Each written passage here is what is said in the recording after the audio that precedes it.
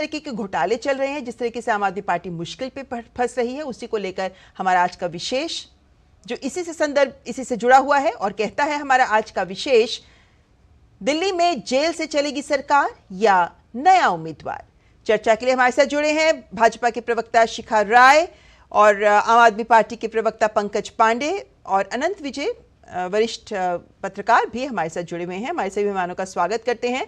और पंकज पांडे जी, शुरुआत में आपसे करना चाहूंगी क्योंकि जाहिर है कि ये सवाल सबके जहन में है और इस बात को बार बार उठाया भी जा रहा है। कयास भी तेज है इस बात को लेकर कि अब चूंकि मुख्यमंत्री तिहाड़ जेल में हैं, तो ऐसे में क्या सरकार जेल से ही चलाएंगे? वो तो कह ही रहे हैं मैं तो जेल से सरकार चलाऊंगा, लेकिन व्यवहारिक ये दिखता नहीं है। ऐसे में क्या जेल से चलेगी सरकार या फिर नया उम्मीदवार, नया मुख्यमंत्री मिलेगा दिल्ली को? देखिए, जैसा कि पार्टी का स्टैंड है कि जेल से ही चलेगी सरकार, क्योंकि ये हमने नहीं चुना है, ये प्रधानमंत्री जी ने खुद चुना है। और हम जो है इसमें ये बताना चाहते हैं कि ना इसमें हमारी कोई गलती है, इस पे सिर्फ हमारे पे इल्जाम थोपे गए हैं और हमको सिर्फ इसमें फंसाया जा रहा है और कुछ नहीं है। तो अगर वो ऐसा ही चाहते हैं कि जेल से चले तो हम जेल से बिल्कुल चलाने के लिए तैयार हैं।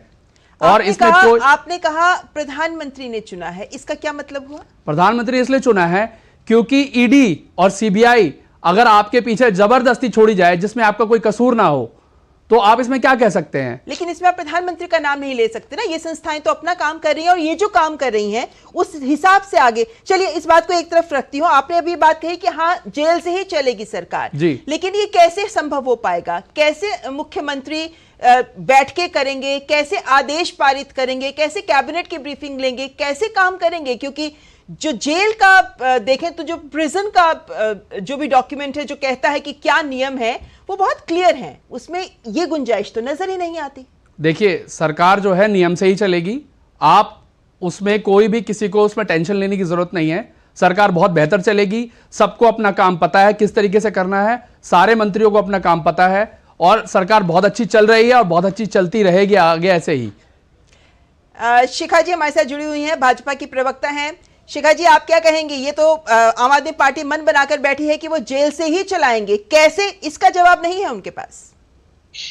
देखिए, अभी पंकज जी कह रहे थे कि टेंशन लेने की कोई आवश्यकता नहीं है। ये बात इन्होंने 10 साल पहले जब दिल्ली की सरकार में काबिज होना चाहते थे तब भी लोगों को यही कहा था, टेंशन मत लीजिए, हम आ गए हैं, हम उन सभी जो भ्रष्टाचार में लिप्त कांग्रेस के नेता हैं हम उनके खिलाफ कार्रवाई करेंगे, हम आएंगे तो देखिए उनको जेलों में ठूसेंगे, हम फाइलें निकालेंगे, हम ईमानदारी से सरकार चलाएंगे। तब भी इन्होंने ये कहा था टेंशन मत लीजिए। और आज जिस तरह से इनके एक के बाद एक नेता जेल गए हैं भ्रष्टाचार के आरोप में, और यहां तक कि मुख्यमंत्री रहते हुए मुख्यमंत्री जेल चले गए हैं, तो मैं ये पूछना चाहती हूँ पंकज जी से, क्या अब भी हम टेंशन छोड़ दें? क्या अब भी दिल्ली की चिंता नहीं है आपको? क्या आप इतना नॉन सीरियसली सरकार चलाते हैं ये कहते हुए कि टेंशन मत करिए, कि चाहे आपका मुख्यमंत्री जेल में आरोप में बंद है क्योंकि उसको कुर्सी प्यारी है, क्योंकि उसको मुख्यमंत्री की कुर्सी पे रहना ही है, तो वो या फिर उनकी पत्नी ही पार्टी की सारी व्यवस्थाएं चलाएंगी। तो मुझे लगता है कि आम आदमी पार्टी का खोखलापन कि उनके यहाँ पर शायद और कोई ऐसा नेता व्यक्ति ही नहीं है जो सरकार चलाने लायक हो, और या फिर कुर्सी और गद्दी का इतना मोह है मुख्यमंत्री जी को कि उनको लगता है कि अगर वो जेल के अंदर हो तो उनकी पत्नी के द्वारा जो है वो मैसेजेस दिए जाएं और वो शायद चाहते होंगे कि उनकी पत्नी चलाए। तो इसलिए मैं ये नहीं मानती कि दिल्ली की जनता के लिए टेंशन का विषय नहीं है। बिल्कुल है जनाब, बिल्कुल है, क्योंकि एक बार नहीं, 2 बार नहीं, आप कितनी बार जनता को धोखा दे चुके हैं।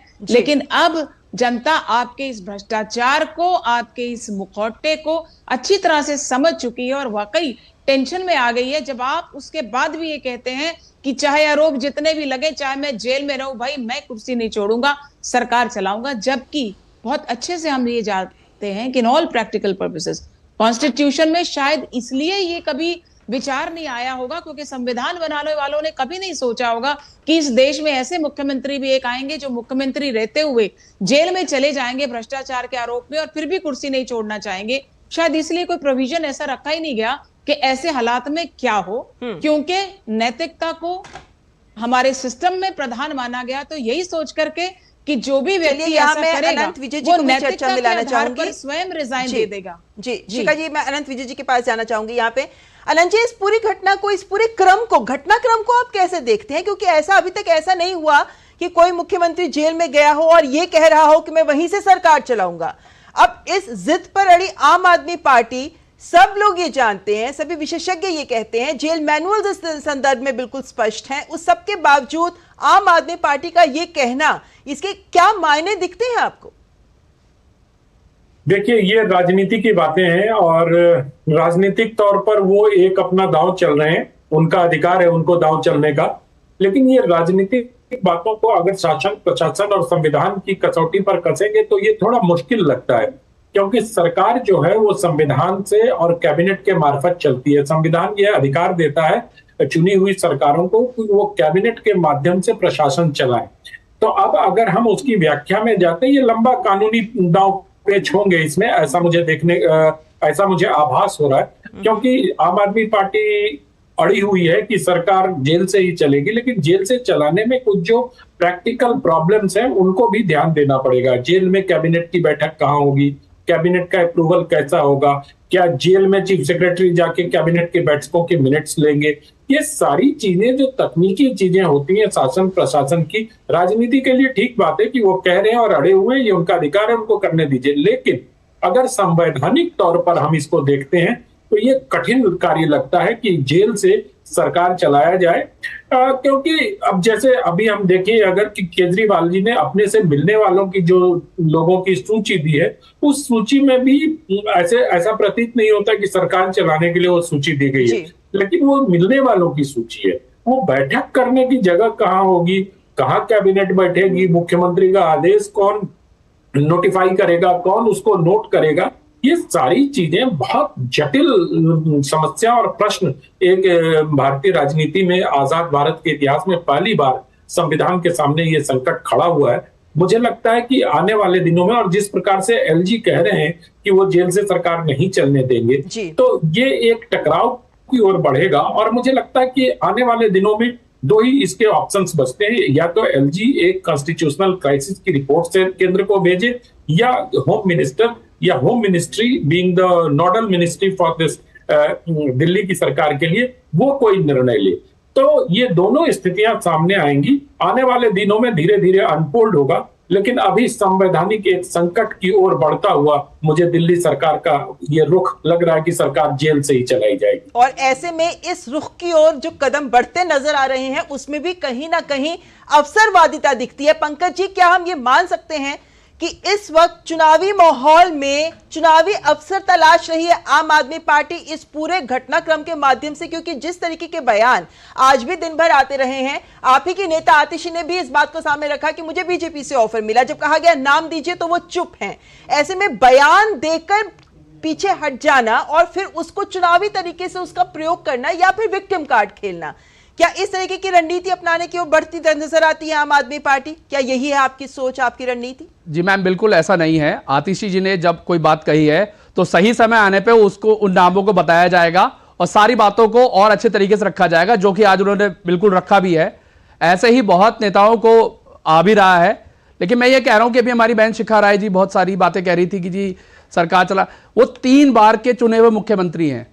मैं एक बात और इसमें ऐड करना चाहता हूं कि इन्होंने एक चेहरा चुना था, हर्षवर्धन जी का, जिनको इन्होंने कहा था कि ये सीएम बनेंगे, और जो इस लोकसभा में उनको चांदनी चौक से इन्होंने सांसद के रूप में बनाया, फिर हेल्थ मिनिस्टर बनाया, और आज आप बताइए वो इस काबिल भी नहीं है और उनको ये सीएम बनाना चाहते थे। इसका मतलब भाजपा के पास कोई चेहरा नहीं है, कोई नाम नहीं है, सिर्फ और सिर्फ बातें बनाना है।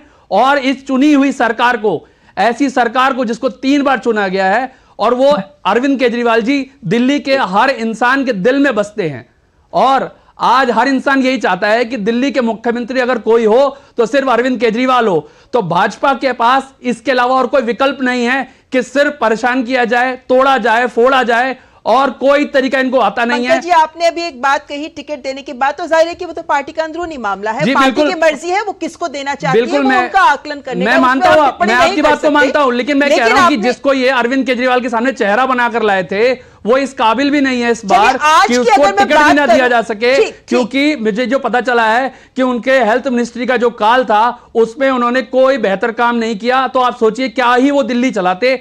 भाजपा के पास कोई चेहरा नहीं है, कोई काम नहीं है, कोई नाम नहीं है। शिखा जी से जवाब देते हैं। शिखा जी आपकी टिप्पणी। जी क्या पंकज जी इस बात का जवाब देंगे कि जिस तरह से दिल्ली चलाई गई है, जिस तरह से दिल्ली बहुत बेहतर चल रही है, मैंने फिर वही कहा जी कि आज दिल्ली की जनता को टेंशन ही यही है। मैम टेंशन आपको, दिल्ली की जनता को नहीं है, टेंशन आपको है। आप उनकी बात सुन लीजिए, आप अपनी बात रखिए, एक बार उनकी बात भी सुन लीजिए। क्या दिल्ली की जनता को शराब के गर्त में डुबो देना ही दिल्ली को चलाने का काम था? एक के साथ एक फ्री देंगे। याद करिए कोविड का वो समय जब आपके मोहल्ला क्लिनिक बंद थे, जबकि आपके अस्पतालों में ऑक्सीजन नहीं थी, तब आपने क्या किया था? सबसे पहले शराब के ठेके खोले थे, क्योंकि आपने ऐसी पॉलिसी बनाई थी जिसमें लिकल बैरन्स को आपने प्रॉफिट देना था। अगर ठेके न टाइमली खोले जाते तो उनके प्रॉफिट में कमी होती, जो अंदर खाते बाद में कैसे मनी लॉन्ड्रिंग के थ्रू आप ही के पास जाना था। तो एक के साथ एक शराब फ्री मिली। हमने तो देखा दिल्ली में कभी एक दूध की बोतल के साथ, दूध के पैकेट के साथ दूसरा दिया गया हो, क्या राशन की एक थैली के साथ दूसरी राशन की थैली दी गई हो? ऐसी योजनाएं बनाते समय क्या दिल्ली के मुख्यमंत्री, जिसको आप चेहरा कह रहे हैं दिल्ली का, उनको ध्यान नहीं आया दिल्ली की जनता को कि अपने स्वार्थ के लिए, सिर्फ अपनी जेब भरने के लिए, अपनी पार्टी को पैसा गोवा चुनाव में लगाने के लिए उन्होंने एक ऐसी योजना दिल्ली को दे दी जिसमें दिल्ली शराब के गर्त में भी डूबी और पैसा इनकी जेबों में भी गया, जिसके कारण ही आज वो जेल में बैठे हैं। चलिए आज इसी वजह से शिखा जी आज आबकारी नीति घोटाला है जिस पर ईडी जांच करिए, जिस पर मनीष सिसोदिया, सत्येंद्र जैन अभी भी जेल में है केजरीवाल के साथ। ऐसे में वक्त थोड़ा कम है, लेकिन यहां पर एक बार अनंत विजय जी से एक बार सवाल लेना चाहूंगी, क्योंकि पंकज जी आपने जो बातें सामने रखी हैं उसमें एक बात, बड़ी बात जो जनता भी जानना चाहती है वो यही, अनंत जी, जब भी ऐसे कोई नेता राजनीतिक पृष्ठभूमि पर आता है जैसे अरविंद केजरीवाल, जिस वक्त वो आए थे तब तमाम नारे दिए गए थे, जिनमें एक बड़ी बात जो उन्होंने कही थी वो ये भी थी, क्योंकि भ्रष्टाचार के मोर्चे पर वो एक ईमानदार सरकार देने के वायदे के साथ आए थे, जिसमें एक बात ये भी रखी गई थी कि कोई आरोप लगे तो इस्तीफा देना होगा। लेकिन आज वो खुद ही से पलटते नजर आ रहे हैं। अनंत जी। ममता जी आपकी बात का जवाब दूं इसके पहले मैं भाई पंकज जी जो कह रहे थे हर्षवर्धन जी के बारे में, तो पार्टियां राजनीति करती हैं, पंकज जी भी अपने पार्टी को बहुत अच्छा डिफेंड कर रहे हैं, लेकिन हम लोग नीति पर बात करें, व्यक्ति पर जाने से बेहतर है। अब ऐसे में हम भी मतलब मुझे भी कई बार ये लगता है कि जिस शीला दीक्षित के खिलाफ इतना बड़ा आंदोलन करके केजरीवाल साहब सत्ता में आए थे और उन्हीं की पार्टी के साथ आज उनका गठबंधन है, तो ये राजनीति है। राजनीति अपने दांव पेच स्वयं तय करती है। एक मिनट के लिए अगर इस बात को हटा दें और अगर अब आपके प्रश्न पर आए, तो मुझे लगता है कि आंदोलन जो है, किसी भी आंदोलन से अगर फ्रांस की क्रांति को छोड़ दिया जाए तो क्रांति या आंदोलन के बाद बनी हुई सरकारें बहुत लंबे समय तक नहीं चलती हैं। ये पूरी दुनिया में इसके उदाहरण को आप देख सकती हैं। तो मुझे लगता है कि वो किसी न किसी तरह से जो देश की समकालीन राजनीति होती है उसमें वो रच बस जाते हैं। तो आंदोलन के समय कुछ कहना और बाद में राजनीति के समय कुछ करना, वो दोनों अलग अलग चीजें हैं।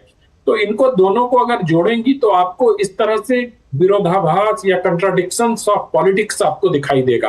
तो मुझे लगता है कि जो डेवलपमेंटल पैरामीटर्स होते हैं उसमें जब मतलब क्या कहते हैं उसको, उससे आंदोलन को जोड़कर नहीं देखा जाना चाहिए। आंदोलन एक टूल हो जाता है आपको पॉलिटिक्स में आगे बढ़ने का। आंदोलन से कोई बदलाव हो जाएगा, फ्रांस की क्रांति के अलावा इसका पूरी दुनिया में कोई उदाहरण नहीं है। वो राजनीति का एक मंच तैयार करता है और भारत में हमने देखा भी है बहुत प्रकार के आंदोलन हुए। लेकिन ये तो वही बात हुई अनंत जी की आपने सत्ता हासिल करने के लिए, लोगों को आकर्षित करने के लिए लोग लुभावनी बातें तो कह डाली, लेकिन उन पर अडिग रहना ये आपके लिए संभव नहीं था और यही आज जनता भी देख रही है। वक्त सिर्फ इतना ही है, लेकिन मेहमानों का मैं धन्यवाद करना चाहूंगी यहाँ पर, बहुत बहुत धन्यवाद हमारे साथ जुड़ने के लिए। लेकिन एक बात स्पष्ट है कि दिल्ली की जनता ही नहीं, देश की जनता भी चाहती है कि ईमानदारी राजनीति में जरूर दिखाई दे, भ्रष्टाचार ना हो, भ्रष्टाचार पर लगाम कसी जाए। फिलहाल शुक्रिया हमारे सभी मेहमानों का।